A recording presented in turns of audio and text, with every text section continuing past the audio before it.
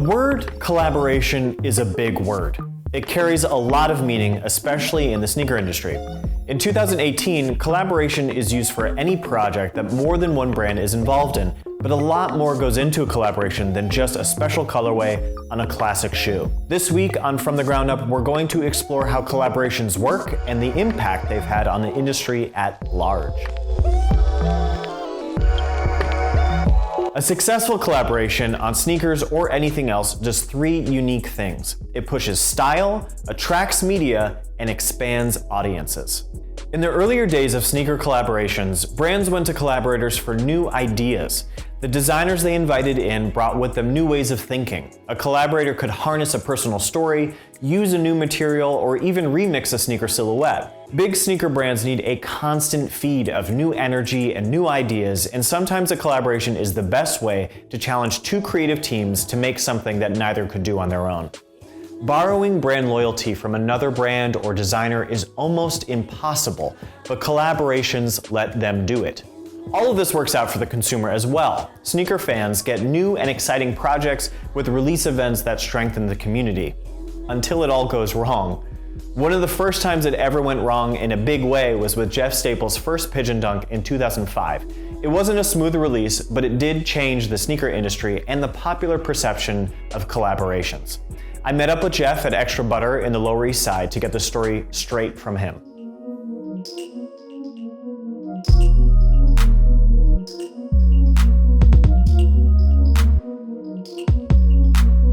What's up, guys? We're here with Jeff Staple at Extra Butter in the Lower East Side. Thank you so much for joining us today. Thank you for coming. So I want to talk to you about the Pigeon Dunk release, February 22nd, 2005. Yes. Leading up to that, you had done a bunch of work with Nike before. Did this feel any different before the product started appearing? No. No. No, we had done about 6 to 8 different shoes with Nike before. Yeah. And so this was one of them. No, it didn't feel different. It felt like another project and another release. It felt a little bit different starting about 4 days leading up to the release when kids started camping out in front of the store. And even campouts back then were like few and far between. They were quite rare, but not unheard of, you know? And we thought, oh good, these should sell well. That was it, you know? That was the it. 150 pairs of these should do okay. They should do okay. Right. And that's how naive we were at the time. Like there was no allocated drops where like, you know, it's just gonna blow out. Like, and then it wasn't really until the morning of that sort of like the shit hit the fan, you know? And I think it's because of our collective lack of preparation for what could potentially happen is how the thing started spinning out of control. Because of that, sort of history was made, you know, because of our lack of preparation. Right. Yeah. When you say things started spinning out of control, can you sort of tell us what that looked like? Yeah, I mean, it was really like a domino effect. It was like a comedy of errors. Everything that could possibly have gone wrong went wrong, you know? So I went there at like 10 a.m. and the cops were already there and they already had shut down the block. Basically what had happened was that the kids who were waiting online for 4 days now were getting cut by much larger, older, aggressive gentlemen that decided they didn't care that they were waiting online for 4 days. So they were just like, I'm gonna be here. And then you have this little kid like, you know? So there was a little bit of ruckus and the cops were just like, you're all idiots. Like, what are you all doing? Shoes. Yeah, exactly. The cops are like, you're all morons. Right. And if you don't stop this, we're just gonna start arresting people, you know? That was already a lack of preparation. We didn't tell the cops, right? We didn't know you had to tell the cops about a sneaker drop before. I thought of the genius idea of hiring a security guard to come and sort of just start to be like, you know, a big wrangler, like a big aggressive guy, which is sort of like spewing like lighter fluid on like a little flame, right? So that was like, psst, okay, it got bigger now. And I was like, okay, I got another idea. I was like, we'll get tickets, raffle tickets that are numbered, right? And of course, you got a lie detector? Who's gonna say who's number 4, right? So like I give him the whole spool of tickets. I'm like, all right, go out there and do this thing. Yeah, I'm like, problem solved, woo. So he walks out, he's like, all right, I got numbered tickets. And then it was just like, everyone just like devoured him. Like you literally could not see. There's actual footage of him just like throwing like little kids off of him. Nothing happened with the tickets, right?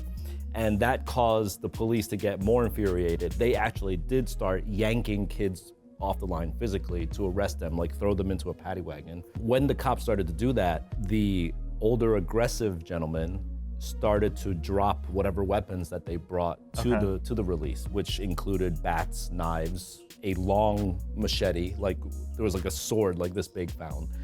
Like when the cops finally scattered everyone, you just see like all these like weapons on the ground, and you're like, holy shit, like this could have gotten really, really bad, you know?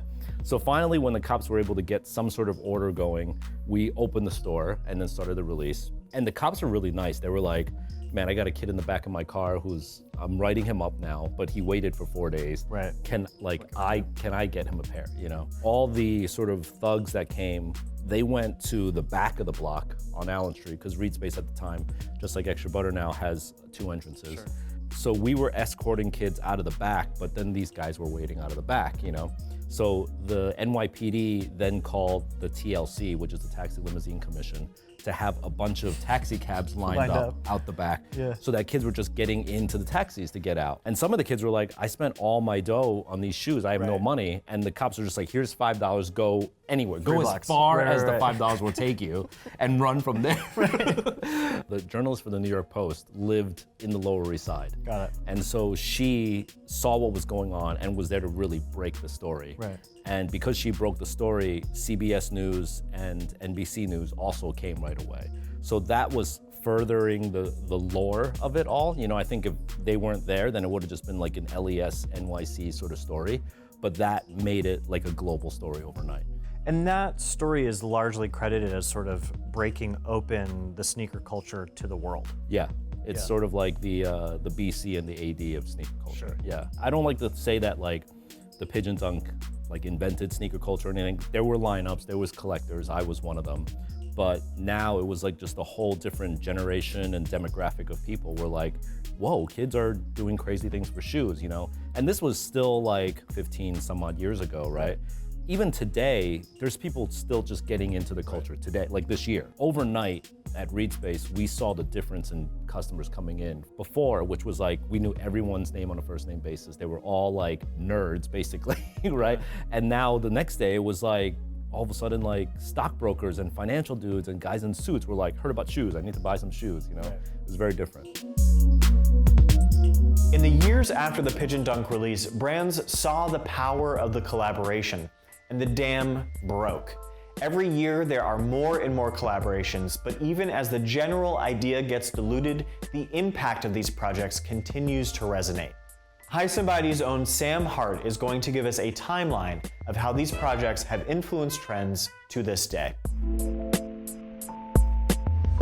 Collaborations do more than just create single releases for their creative partners. They push brands and the culture to look for new ideas and push trends in unexpected directions. I'm Sam Hart, and we're gonna take a dive into how this all began and some of the most influential collabs over the years. It's fairly clear that the first shoe to discuss is the Staple Pigeon SB Dunk Low. In 2005, Jeff Staple designed this dunk without any anticipation of how it would shake the industry.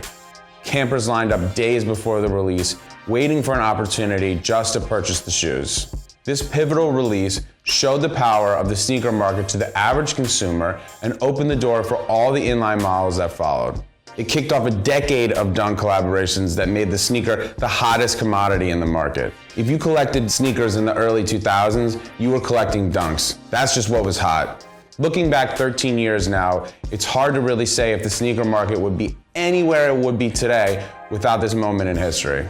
2005 also saw the year of the undefeated Air Jordan 4. The shoe technically never released, but set the stage for innumerable sneakers over the years, all the way through Jordan's Take Flight series from last year. That olive and orange color combo is an iconic makeup and consistent reference to the original undefeated Jordan 4 that demands resale prices approaching $20,000 to this day. As collaboration culture started to get some steam, Bobito Garcia collaborated on a handful of Air Force Ones, including the mac and cheese colorway from 2007 that reappeared in a wave through an entire line of sneakers from Nike in the wheat and flax craze. 2007 also saw Ronnie Fieg's first collaboration with ASICS, and ASICS' first real collaboration in the sneaker community. Ronnie's early work was colorful, but it wasn't until 2010 and 2011 with the Mint Cove and Salmon Toe gels that we'd see outside brands try to capitalize on the trends. In 2009, right after it seemed the Air Max 1 had slowed down, Dutch sneaker boutique Prada swooped in to save the model. For their 5-year anniversary, they released a quartet of Nike Air Maxes that have become some of the most sought-after grails. Each of the quartet release held a significance to something that the boutique wanted to display, and the 4 designs were tied together with a uniform sock liner featuring artwork based on the old Dutch currency. After a successful collaborative collection with Louis Vuitton, in June 2009, Kanye West released the first 3 colorways of his Nike Air Yeezy 1. The shoe had its moment, but it was in 2012 when the Air Yeezy 2 was announced and turned the sneaker world upside down. Impact of the Yeezy 2 is almost omnipresent. The model itself borrows elements from shoes like the Air Trainer 1, the Air Tech Challenge. Both shoes saw a resurgence after the Yeezy 2. But further sneakers like the Air Trainer CRUZ are almost carbon copies. In 2011, Concepts released a Kennedy 999 with New Balance, a shoe that went to immediate infamy. The colorway was so popular that New Balance itself released a trio of sneakers that looked similar to the Kennedy, and then had Concepts re-release the original colorway with a few tweaks and a different name late last year. In February 2014, after Kanye abruptly dumped Nike, the swoosh surprise released the Air Yeezy 2 Red October and set a new tone for the industry. Immediately, red sneakers were the hottest look, and we all enjoyed or suffered through a solid 12 months of all red releases. Later in 2014, we saw Supreme release a set of foamposites that set off the foam craze. The shoes were covered in filigree similar to the Concepts Reebok Instapump Puries that were released a few months later. And the release was so hyped that in New York, the NYPD shut down the release, leaving thousands of campers standing around unsure of what to do. Supreme has always been in the forefront in what's hot and what's upcoming, as we saw similar trends after they've released collaborations with Vans, Timberland, Clarks, and Doc Martens. We saw this trend again in 2016 when Supreme released a collaboration on the Air Max 98, which at the time seemed random, but thanks to the silhouette's 30th anniversary seems prescient. So next time you see a sneaker collaboration pop off, see if you can track down all the other models and shoes that will pay homage to that one shoe over the upcoming seasons. Whenever we talk about collaborations, we always see them from the consumer point of view. What does it look like? How much is it gonna be? How many units are there? But we very rarely get to see what a collaboration looks like from the other side. So I met up with Gary Vaynerchuk, also known as Gary V, at his offices to experience the release of his first collaborative sneaker with K-Swiss with him, and we went to the store to meet his fans.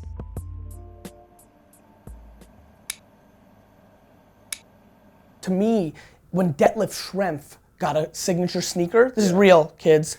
I was like, whoa, sneakers have hit their peak. Right. If fucking Detlef Schrempf is getting a fucking signature sneaker, this is over. How you knew sneaker culture was over, Gary V collaborated with K-Swiss. It's become so saturated that, you know, the influencers are onto the next thing. I think that's the point of anybody who's doing anything. The reason I say that and confront that head on is for all the people watching, if you're scared of not doing shit, you will never win. Sure. Like, do you understand how much of a win it would be for it to be Gary V'd? If that was like that would be a win. And here's why you have to understand that. It'd be a win not because all publicity is good publicity. I don't believe that. Right. It'd be a win because I'm confident, and I think having L's is as good as having W's. Right. And as long as it's a big L. Listen, I'm good with big L's. Right. I lost $400 million, $500 million on passing on Uber twice. My first book that's sitting right over here, this is the first book I ever wrote in 2008. It came out in 2009. I only thank one person that's not a family member, Travis Kalkinick. You see this email right here? This email is Uber on April 8th, 2011, thanking my brother and I for taking the first Uber in New York City. That was like the only friend I really had in the game, and I passed on Uber twice, and it was his company. And if I put in the normal 25 or 50K that I did back then, I'd have $400 million more right now. That's a bigger fucking L than if the Gary V collaboration with K-Swiss doesn't pop. Right. Like, you know what I mean? Totally.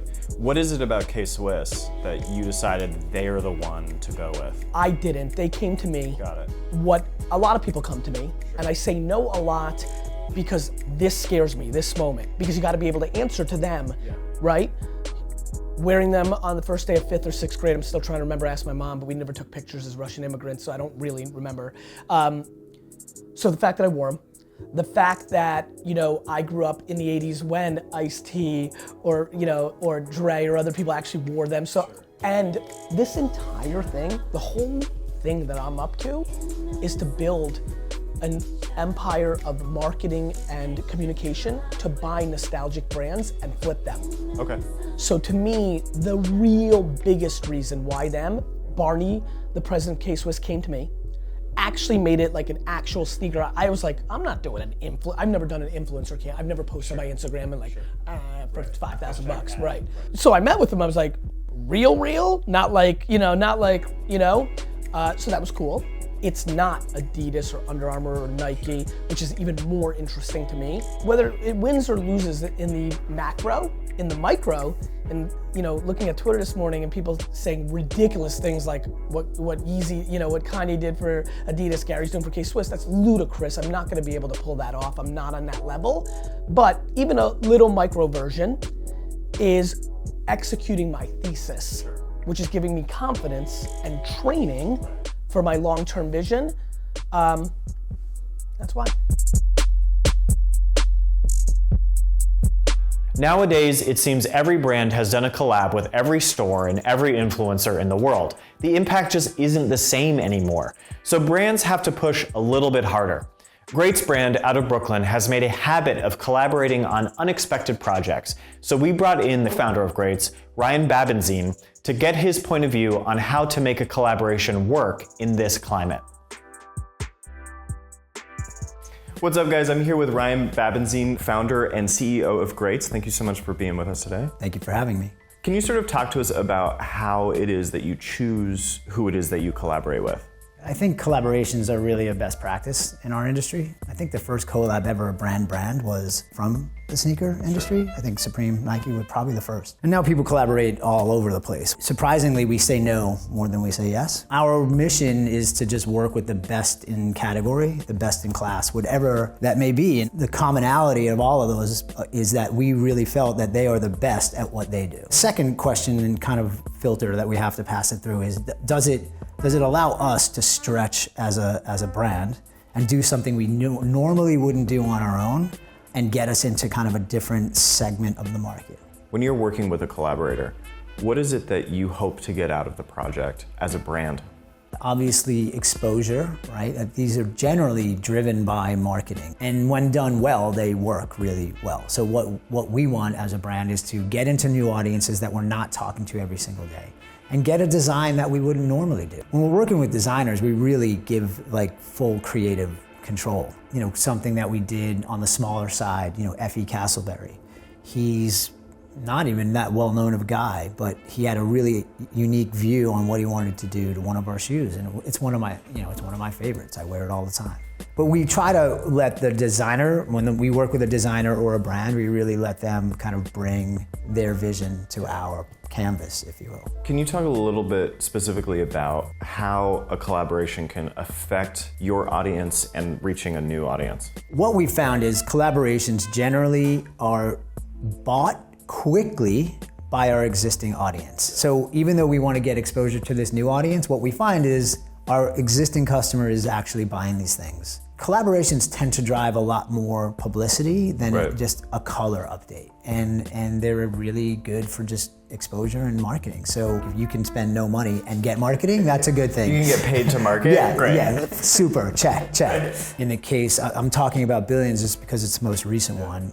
It was covered by traditional, you guys and other endemic sneaker sites, as well as kind of more mainstream media. And it's not over. Like it literally keeps rolling because inevitably somebody will show up wearing that shoe. And that'll be, maybe it shows up in Page 6, or maybe it shows up in the Wall Street Journal. Those are just kind of extra value extensions of a collaboration that the life goes well beyond just this shoe sold. Sure. It's done, it's not done. It actually has life. And you can see that at the highest level, like, when a YEEZY comes out, it has life well beyond the pairs sold. Right. And that's what a good collaboration should do. Perfect. That's it for this episode of From the Ground Up. If you guys liked what you saw, don't forget to like the video, subscribe, and leave a comment down below of what your favorite collaboration was, or if you have any ideas for upcoming episodes. This episode itself was an idea from Levi Oliver. Shout out to Levi. He's been very consistent asking for this episode, and here you go. It's all here now.